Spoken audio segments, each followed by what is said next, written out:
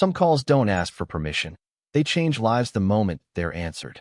The ringing phone echoed through the quiet precinct, sharp enough to make every conversation stop, yet no one reached for it.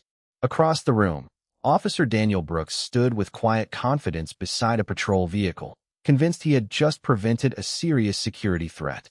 Sitting calmly in the back seat with his hands resting loosely in front of him was a middle-aged black man wearing a simple navy windbreaker, khaki pants, and polished brown shoes.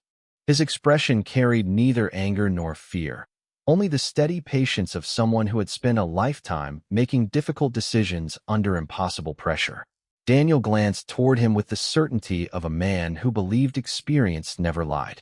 In his mind, everything about the encounter had felt suspicious. The unfamiliar government credentials, the restricted road leading toward the base, the calm refusal to become flustered under questioning. To Daniel, confidence looked like deception. To the man in the back seat, confidence simply came from years of discipline. Outside, traffic rolled past beneath a bright Virginia morning. A pair of joggers slowed their pace, watching from the sidewalk. A delivery driver lingered beside his truck. Several younger officers exchanged quiet whispers, wondering why the man never once raised his voice or demanded special treatment. He had answered every question respectfully. He had presented identification without hesitation. He had even offered to let Daniel verify everything through military channels. But each calm response seemed only to strengthen the officer's determination. "You can explain everything downtown," Daniel had said moments earlier, believing procedure justified every decision he made. The stranger simply nodded. "Officer," he replied in an even voice, "there are people expecting me this morning." Daniel answered with a dismissive shrug. "They'll have to wait." The man looked through the window toward the distant American flag waving above the installation entrance. "I hope they can." There was something unusual about the way he spoke. Not arrogant, not threatening, just factual, as though time itself carried consequences far beyond this roadside stop. Inside the precinct, the unanswered telephone continued ringing. One officer looked toward the front desk before returning to his paperwork. Another reached for a cup of coffee, unaware that the persistent call was traveling through layers of command few local departments ever encountered. Miles away, inside a secure conference room beneath polished marble hallways, several uniformed officers stared at an empty chair reserved for one person. A digital clock quietly counted the passing minutes. Someone checked a watch. Another picked up a secure phone. "Has Colonel Marcus Ellison arrived?" Silence followed. Heads slowly turned toward one another. The answer was no. Back at the precinct, Marcus sat with remarkable composure, studying the ordinary rhythm of the station as officers laughed, printers hummed, and radios crackled with routine dispatches. No one recognized the man quietly waiting among them. No one realized the meeting he had been traveling toward could not begin without him. No one imagined that within minutes, a single phone call would transform an ordinary arrest report into a moment every person inside that building would remember for the rest of their career. And still, the phone kept ringing. 3 hours earlier, the morning had begun like countless others for Colonel Marcus Ellison. Before sunrise, he had stopped at a small neighborhood coffee shop just outside Arlington, greeting the cashier by name and thanking the young employee who handed him a cup of black coffee. Nothing about him suggested rank or authority. His windbreaker covered every sign of his military service, and the only thing he carried was a plain leather portfolio that looked no different from those carried by office workers heading into Washington every day. As he stepped outside, he noticed an elderly veteran struggling to lift a folded wheelchair into the back of an aging sedan. Without hesitation, Marcus set down his coffee, walked over with a warm smile, and quietly offered a hand. Together they lifted the chair into place. The veteran thanked him and asked whether he had served. Marcus answered with the same humble smile that had followed him throughout his career. "Yes, sir. I have been fortunate enough to wear the uniform." The older man nodded with quiet pride before driving away, never realizing he had just spoken with one of the most respected officers in the United States Air Force. Marcus glanced at his watch.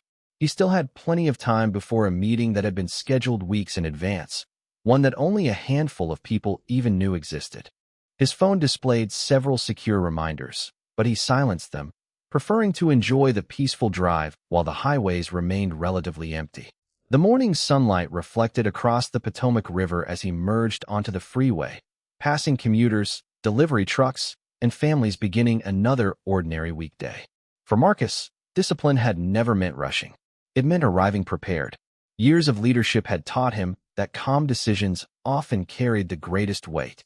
He replayed the agenda in his mind, reviewing every detail without opening a single document. The information had long since become second nature. As he approached the military installation, security checkpoints came into view. Guards recognized authorized vehicles throughout the morning, waving many through after brief identification checks. Marcus expected nothing different. Procedures existed for everyone, regardless of rank, and he respected them completely. What he did not know was that another patrol vehicle had already noticed him from across the intersection. Officer Daniel Brooks had started his shift convinced that heightened vigilance prevented dangerous mistakes. Recent briefings had emphasized unusual activity near government facilities, and Daniel carried those warnings with absolute confidence. When he noticed Marcus turning toward the access road, his attention immediately focused on the unfamiliar vehicle and the driver whose calm expression somehow seemed suspicious to him. He pulled behind the sedan and activated his emergency lights.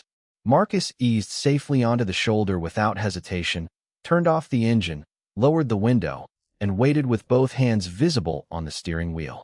The encounter began politely enough.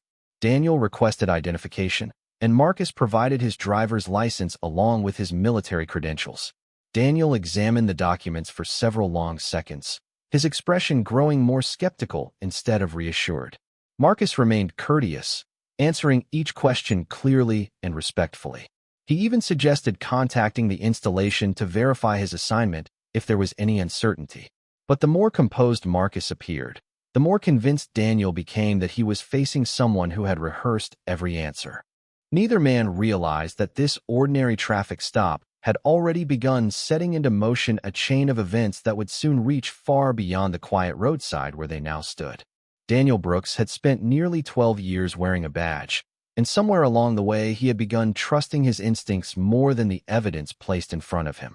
Standing beside Marcus Ellison's sedan, he studied the military identification once again, turning it over in his hands as though a different angle might reveal a hidden flaw. The document looked authentic. The photograph matched perfectly. The security markings appeared exactly where they should have been. Yet Daniel continued searching for a reason to doubt it. "You expect me to believe you are a colonel?" he asked, allowing disbelief to color every word. Marcus met his eyes without the slightest trace of irritation. "You do not have to believe me, officer. You only have to verify it."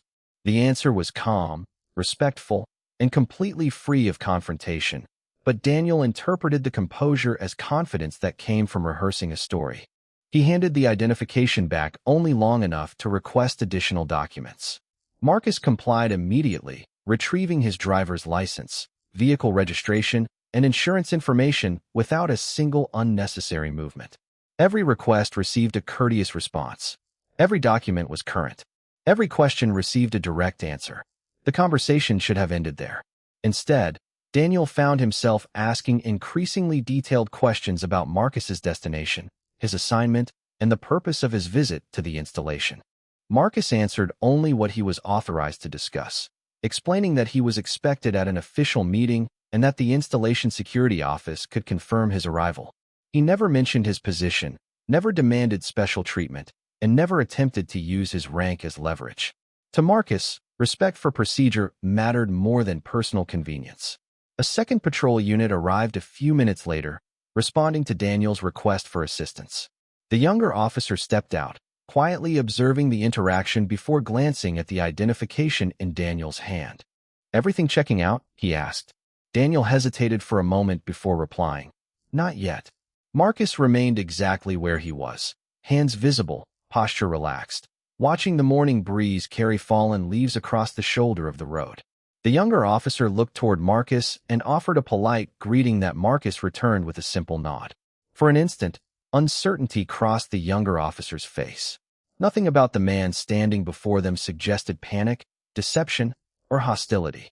He looked exactly like someone who believed the truth would eventually speak for itself. Several vehicles passed slowly, curious drivers noticing the growing police presence near the entrance road. A school bus rolled by. Parents taking children to class glanced briefly through their windows before continuing on.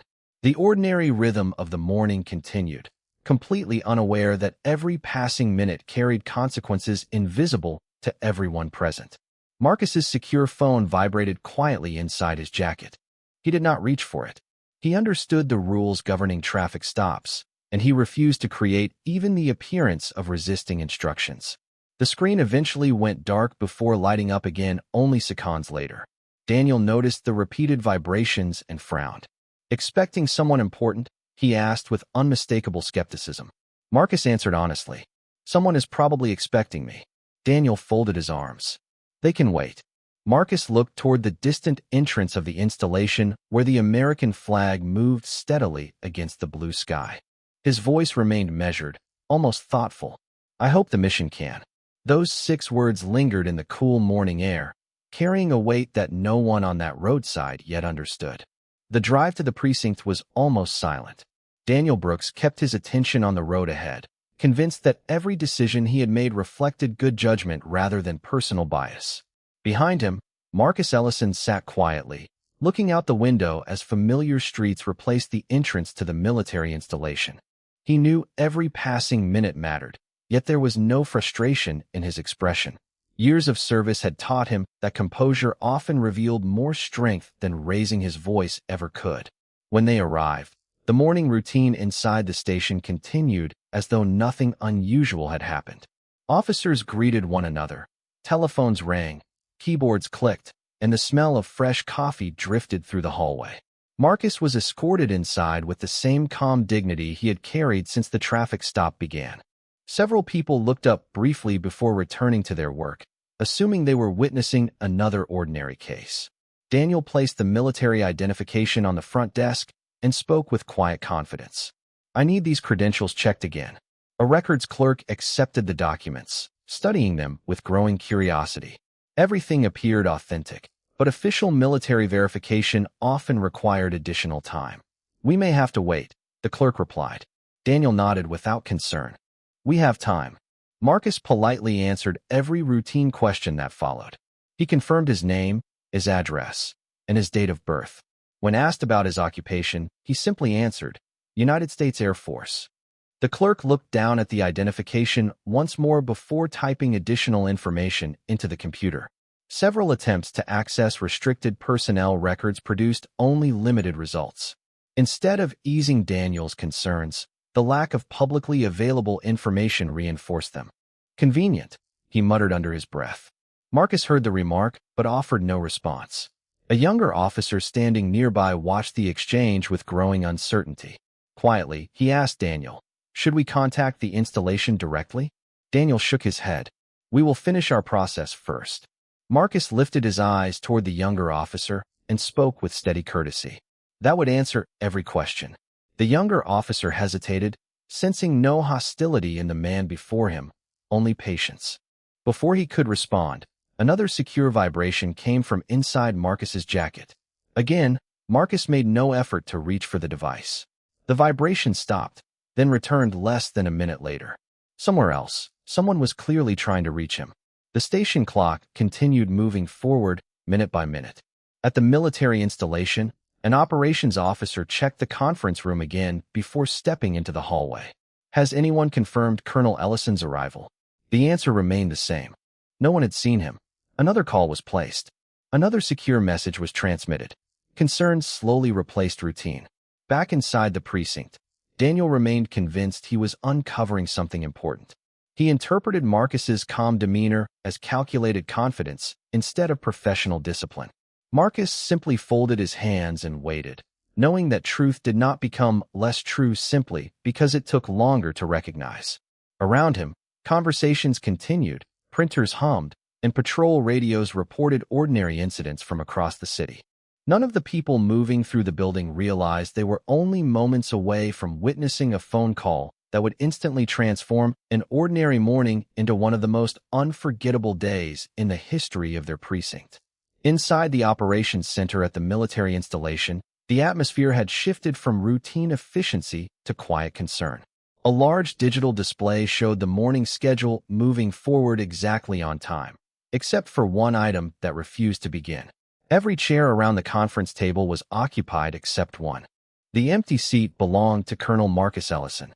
A lieutenant checked his watch for the third time in less than 5 minutes before looking toward the commanding general. "Sir, there is still no confirmation of Colonel Ellison's arrival." The general frowned but remained composed. "Call his secure line again." The communications officer nodded immediately. Across the room, another specialist attempted to locate Marcus through official travel records. Every scheduled movement had been recorded correctly until one simple fact refused to make sense. His vehicle had never entered the installation. Back at the precinct, Marcus sat quietly in the interview room, his posture unchanged despite the passing time. The secure phone inside his jacket vibrated once more before falling silent again. Daniel Brooks noticed the repeated notifications and interpreted them as another reason to remain suspicious. "Your friends seem persistent," he remarked. Marcus answered with the same steady voice that had never once risen above normal conversation. "People are waiting for a meeting that cannot begin without everyone present." Daniel folded his arms. "They will have to adjust." Marcus gave a respectful nod. "Perhaps they already are." Neither man realized just how accurate those words had become. At the Pentagon, an executive assistant quietly stepped into a secure office carrying a thin folder. "General, Colonel Ellison has not checked in." The senior officer looked up immediately. "Has anyone confirmed a delay?" "No, sir." The room became noticeably quieter. Several officials exchanged brief glances before another secure call was placed, this time through military coordination channels rather than ordinary communications. Minutes later, personnel at the installation received new instructions. "Locate Colonel Ellison immediately. Verify his status. Report without delay." No explanation accompanied the order, yet everyone understood its urgency. The request had originated far above the installation itself. Meanwhile, life inside the precinct continued as though nothing extraordinary was unfolding. Officers completed reports, answered routine calls, and discussed weekend plans. The records clerk continued attempting to verify Marcus's credentials, but every search reached the same invisible wall of restricted access. "I have never seen a file like this," she quietly admitted to a supervisor. "Everything beyond basic identification is classified." The supervisor looked toward Daniel. "Maybe we should contact military authorities directly." Daniel hesitated, still convinced that waiting would eventually expose an inconsistency. "Give it a little more time," he replied. Marcus remained silent, neither encouraging nor opposing the suggestion. He simply waited with remarkable patience, his confidence rooted not in personal authority, but in the certainty that facts always arrived, even if they traveled more slowly than assumptions. Outside, another ordinary morning unfolded beneath clear skies as families drove to work, children hurried into school buildings, and commuters filled the streets. Yet unseen by everyone passing the station, a chain of secure communications was steadily narrowing toward one destination. Somewhere between the Pentagon, the military installation, and the local precinct, the truth was no longer searching for Marcus Ellison. The truth was searching for everyone who believed they already knew exactly who he was. The first unmistakable sign that something was wrong appeared inside a secure communications office less than 15 miles away. A military communications specialist removed his headset and looked toward the duty officer with visible concern. "Sir, the secure device assigned to Colonel Marcus Ellison is active, but it has not acknowledged any priority messages for over 30 minutes. The duty officer immediately understood the significance. Marcus was known for many things throughout his career, but ignoring official communications had never been one of them. Every assignment he had accepted, every mission he had supervised, and every team he had led had been marked by precision, accountability, and absolute reliability. If he was not responding, something unexpected had happened. Another secure inquiry was transmitted through official channels. Again, there was no response. The duty officer picked up a different telephone connected to a protected government network. Within minutes, information began moving upward through the chain of command. At the Pentagon, senior officials quietly reviewed the morning schedule once again. Colonel Ellison had been selected to brief a joint planning session involving Air Force leadership and representatives from multiple defense agencies. The discussion concerned future operational readiness, and although the details remained classified, everyone in the room understood one simple reality. Marcus was not attending because of his rank alone. He was attending because his judgment had earned extraordinary trust over decades of distinguished service. One official looked toward the clock before speaking quietly. "Delay the briefing another 10 minutes. Another shook his head. "We cannot delay much longer." The room remained calm, but the growing silence carried more weight than hurried conversation ever could. Back at the precinct, Daniel Brooks continued reviewing paperwork, believing the situation remained completely under control. Marcus waited with the same composed patience that had defined every moment since the traffic stop began. He politely accepted a cup of water offered by a younger officer and thanked him sincerely. The younger officer hesitated before asking, "Are you worried someone cannot reach you?" Marcus smiled gently.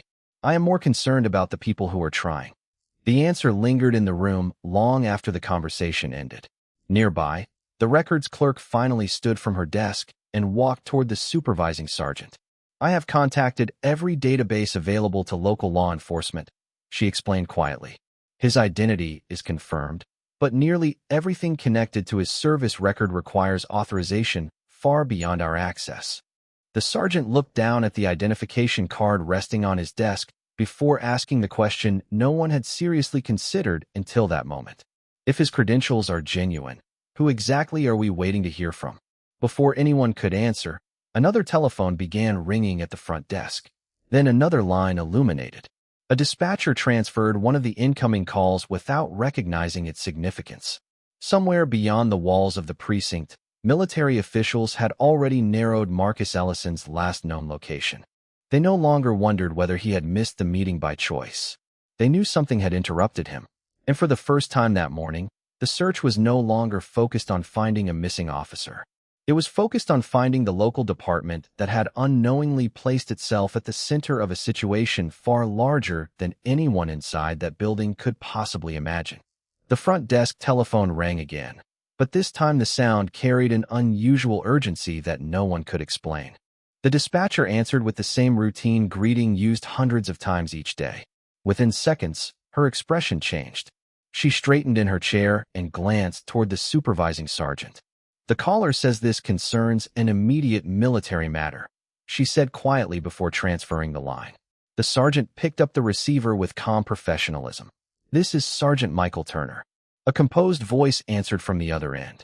"This is the Department of Defense Operations Center. We are attempting to verify the location of Colonel Marcus Ellison of the United States Air Force." The sergeant instinctively looked across the room toward Marcus, who remained seated with the same quiet patience that had never left him. "May I ask the purpose of your inquiry?" he replied. There was a brief pause before the voice answered with unmistakable authority. "Colonel Ellison is expected at a classified briefing involving senior defense leadership. We have confirmed that he never reached his destination. We need to know whether he is currently in your custody." The sergeant felt the room become strangely still. "One moment, please." He covered the receiver and looked directly at Daniel Brooks. "Daniel, this call is about Mr. Ellison." Daniel walked over confidently, expecting another routine verification. "Tell them we are still confirming his identity," he answered. The sergeant uncovered the receiver and repeated the statement almost word for word. Another brief silence followed before the caller responded in an even firmer tone. "There is nothing left to confirm. Colonel Marcus Ellison's identity has already been verified through Department of Defense records.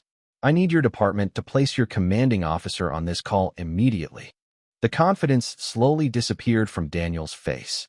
Around the station, conversations faded as nearby officers realized something significant was unfolding. The records clerk quietly turned her computer monitor toward herself once more, reviewing the restricted messages that had puzzled her all morning. Every indicator now seemed to point toward the same conclusion. Marcus had told the truth from the very beginning. The younger officer who had suggested contacting the installation lowered his eyes, remembering how respectfully Marcus had cooperated through every step of the encounter. Across the room, Marcus simply sat in silence, neither interrupting nor correcting anyone. He showed no satisfaction, no frustration, and no desire to embarrass the people around him. He merely waited for the facts to arrive on their own. Less than 2 minutes later, the precinct captain hurried from his office after being informed that senior officials from the Department of Defense were holding on multiple lines. He accepted the receiver and introduced himself.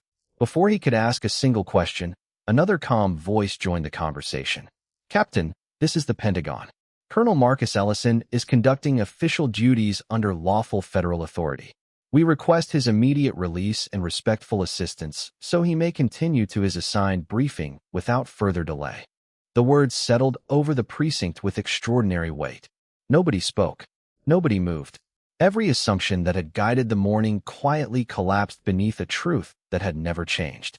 Marcus slowly stood when the captain looked toward him, offering the same composed expression he had worn since the first emergency lights had appeared behind his car. Sometimes the loudest moment in a room is not created by shouting. Sometimes it arrives when certainty gives way to undeniable truth. The silence inside the precinct lasted only a few seconds, but to everyone standing there it felt much longer. Captain Richard Hayes carefully lowered the telephone receiver before turning toward Colonel Marcus Ellison with an expression that carried both surprise and professional respect. "Colonel Ellison," he said quietly, "on behalf of this department, I apologize for the delay." Marcus acknowledged the statement with a courteous nod. "Captain, I appreciate your professionalism." There was no anger in his voice, no bitterness, no attempt to make anyone feel smaller than they already did. His calm response seemed to weigh even more heavily on those who had witnessed the morning unfold. Daniel Brooks remained motionless, staring at the identification card that he had questioned again and again. Every detail he had doubted had been genuine. Every opportunity to verify the facts had been offered to him. Every respectful explanation had been dismissed because he believed his assumptions more than the evidence placed before him. The younger officer quietly stepped toward Marcus and handed back the leather portfolio that had remained untouched throughout the entire process. "Sir, your belongings," he said with sincere respect. Marcus accepted them with a grateful smile. "Thank you, officer." The simple exchange contrasted sharply with everything that had happened only an hour earlier. Meanwhile, the captain immediately instructed the records clerk to preserve every report, every communication log, and every body camera recording connected to the incident. "Nothing is to be altered," he said firmly. "Everything will be reviewed according to department policy." No one argued. Several officers quietly returned to their desks, each carrying a different expression. Some looked embarrassed. Others appeared thoughtful. A few simply avoided making eye contact altogether. Daniel finally found the courage to speak. "Colonel Ellison," he began carefully, "I believed I was following procedure." Marcus looked directly at him before answering with remarkable composure. "Procedure protects the public when it begins with facts. Assumptions protect no one." The words were spoken without accusation, yet they landed with unmistakable force. Daniel lowered his eyes, understanding that the lesson before him had nothing to do with rank alone. It was about the responsibility that came with authority. Outside the precinct, 2 dark government vehicles quietly entered the parking lot. Their arrival attracted little attention beyond a few curious glances through the front windows. Several professionally dressed officials stepped inside, identified themselves to the captain, and politely confirmed that they had been sent to escort Colonel Ellison to his scheduled briefing. There was no dramatic display of power, no raised voices, no demands. Every conversation remained respectful, measured, and professional. One official approached Marcus. "Sir, transportation is ready whenever you are." Marcus nodded before turning back toward Captain Hayes. "Captain, thank you for addressing the situation promptly once the information became available." The captain extended his hand. Marcus accepted it without hesitation. That single handshake seemed to restore a measure of dignity to a morning that had nearly been defined by misunderstanding instead of truth. As Marcus walked toward the exit, the officers standing nearby instinctively stepped aside, not because anyone ordered them to, but because genuine respect had quietly replaced misplaced certainty. Daniel watched him leave, realizing that the greatest display of authority he had witnessed all day had not come from a badge, a uniform, or a phone call from Washington. It had come from a man who had never once allowed another person's assumptions to change his own character. By the time Colonel Marcus Ellison's vehicle disappeared beyond the gates of the precinct, the building had returned to its familiar routine, yet nothing inside felt quite the same. Conversations resumed in quieter voices. Keyboards clicked again. Patrol radios continued reporting ordinary calls from across the city. On the surface, everything looked exactly as it had that morning. Beneath the routine, however, every officer carried away a different lesson. Captain Richard Hayes gathered his supervisors before the next shift briefing. There was no anger in his tone, only the calm determination of a leader who understood that every difficult moment could become an opportunity to improve. "We will review every step of today's incident," he said. "Not because someone made an honest mistake, but because public trust depends on our willingness to examine our own decisions." Heads nodded around the room. No one questioned the importance of what had happened. Daniel Brooks sat alone for several minutes after completing his report. The paperwork in front of him accurately described the sequence of events, but it could not describe the realization growing heavier in his mind.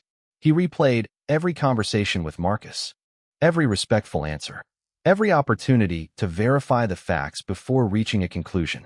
He realized that the most important evidence had been available from the very beginning. He simply had not allowed himself to see it. Later that afternoon, the younger officer approached him quietly. "I keep thinking about what the colonel said," he admitted. Daniel looked up. "Which part?" The younger officer answered without hesitation. "Procedure protects the public when it begins with facts. Assumptions protect no one." Daniel slowly nodded. Those words had remained with him as well. They were simple enough to remember, yet powerful enough to reshape the way a person approached every encounter afterward. Across town, the delayed briefing finally began.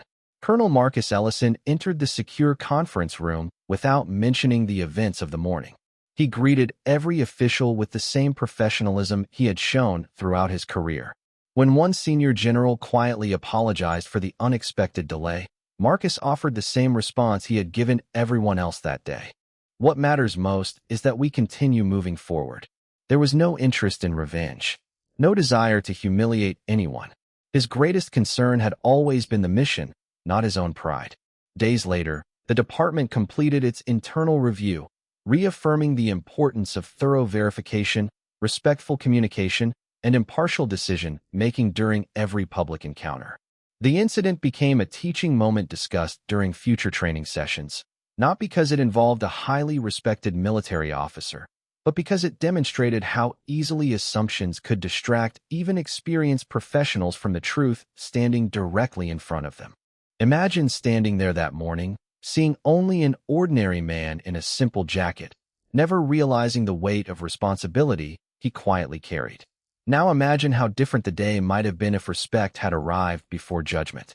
That is the difference between authority and character. Authority can open doors. Character determines what happens after they open. A title may remain hidden beneath ordinary clothes. A lifetime of service may never announce itself. But dignity has a way of revealing itself long before credentials ever do. On that ordinary morning, one man carried a badge, another carried decades of honorable service, and in the end, neither rank nor uniform became the most powerful symbol inside that precinct. The greatest authority belonged to the person who never stopped treating others with respect, even when respect had not yet been offered in return. Because in the end, the strongest form of justice is not the power to prove someone wrong. It is the strength to remain true to who you are while the truth quietly finds its own voice.